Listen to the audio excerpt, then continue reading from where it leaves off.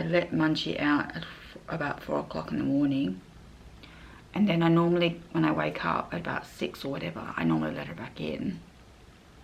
And this time round she didn't come in. It's the very first time it's ever happened. She didn't come in, and the gate at the front is open, so she can actually run off. The gate at the front has been, you know, it's been not fixed for a while, but she's always come back in. She's never strayed away from my area, so I don't know where she is, whether she's still in the unit complex or whether she's just ran off. I'm pretty worried about her, and it's not a very nice feeling. I don't know if she's okay or not, whether she's just gone in to visit another unit here somewhere or whatever. I did go looking for her. There's like a park next door, and then there's like a fence with a hole behind that, and I went into that and had looked around. There's like some canals at the back there, the drainage. She's not there. I don't know, I'm just hoping she'll just come home in a little while. This is definitely the first time that this has ever happened. She always comes in when I let her out. And I went looking for her. I went around I drove around the block sort of thing. There's no dead cats on the road or anything. I went into the park next door, and then I went all the way around the back where there was a hole there, and I just went all the way around and looked around everywhere to see if she fell into the little ditch or whatever. She didn't. There's no signs of her there. There's no signs of her anywhere in the parking spot where I live, and there's no sign of her along the road where we live. I don't know where she is, hey? She normally never goes anywhere further than outside, just like outside the door and under the cars. I checked under the cars, there's nothing there. I'm just hoping she'll come home today. I don't know where else to look. Some of the neighbours haven't seen her.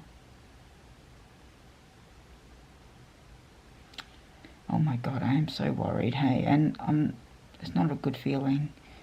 Not a good feeling because one, you think that maybe they ran away, and the other one is you think, well, what if they don't come back?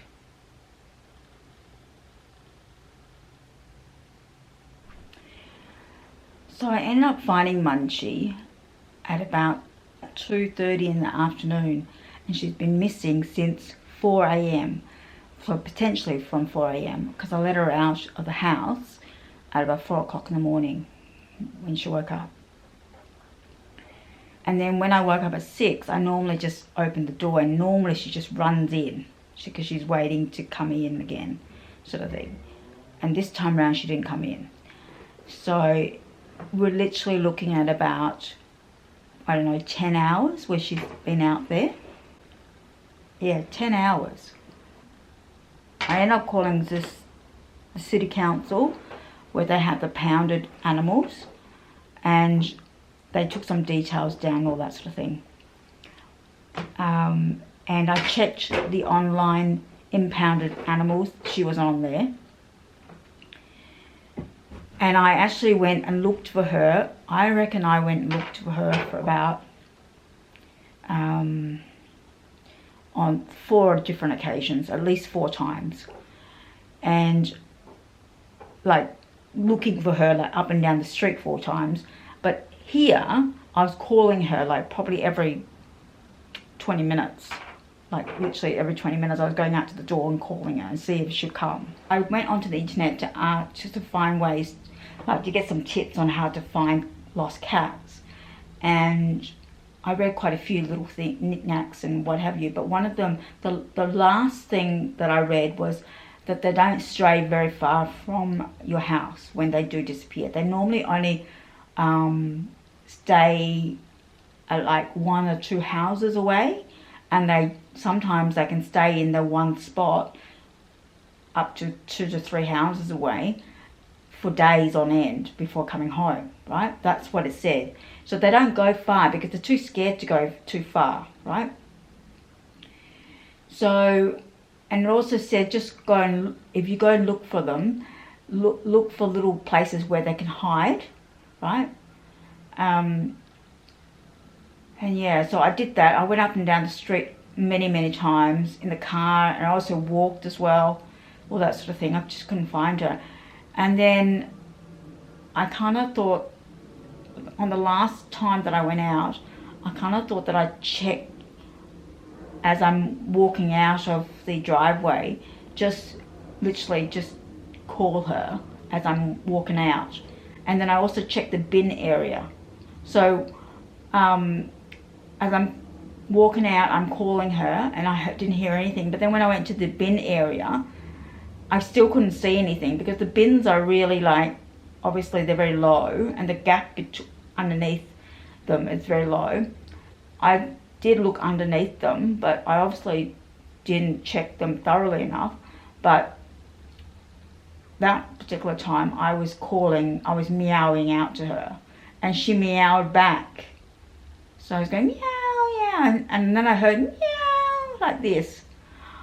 And I was thinking, oh my God, I heard something, yeah. And then I checked, and I saw a little paw sticking out from the very back bin. And then I had to go in there and drag her out, because she was just, I guess in a way she was kind of stuck underneath there. I'm not sure, but she was too scared to come out. So I dragged her out, took her inside, gave her a drink, and she was drinking like for the longest time, because she was so thirsty. Obviously she hadn't had a drink for like, since she got up probably, you know, for 10 hours. And then gave her something to eat, and then I bathed her, because she needed a bath anyway. She'd been needing a bath for quite a while, but now that she's been underneath the bins and shit like that, yeah, so she really needed a bath now. So I had to bath her. I bathed her straight away. And yeah, she seems fine now. But all I can think of right now is, if I had not found her and had left her in there, because like some of the literature in like some of the stuff on the internet tell you that a lot of the times that they will come home after a few days, they'll find their way back home. If you're lucky, some people 7 days or a few days or whatever, and they come home, right? But I was thinking to myself, what if I did that? If I lost hope, and because I've tried to find her, I couldn't find her, and what if I just stopped trying to find her and decided to wait for her to come home, right? And she'd been stuck underneath that bin, and after a couple of days she would have died. Like 2 to 3 days without water and food, she would have died. Oh, goodness me. I just keep thinking about that now. I just think, oh my God, if I had not found her and just waited for her to come home, she might have just died.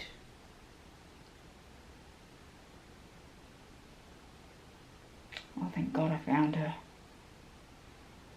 Oh my goodness.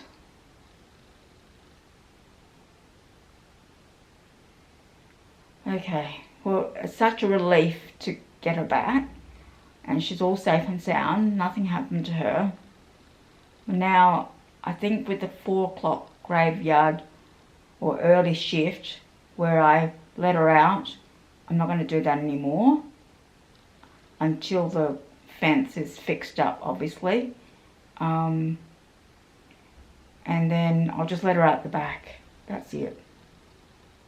And she can come out the front only like after I'm up and moving about and stuff. During the day, that's fine. During the day, she's okay. I think it's just that 4 a.m. shift that she wants to get out, so I let her out. And she's never had any problems before. today.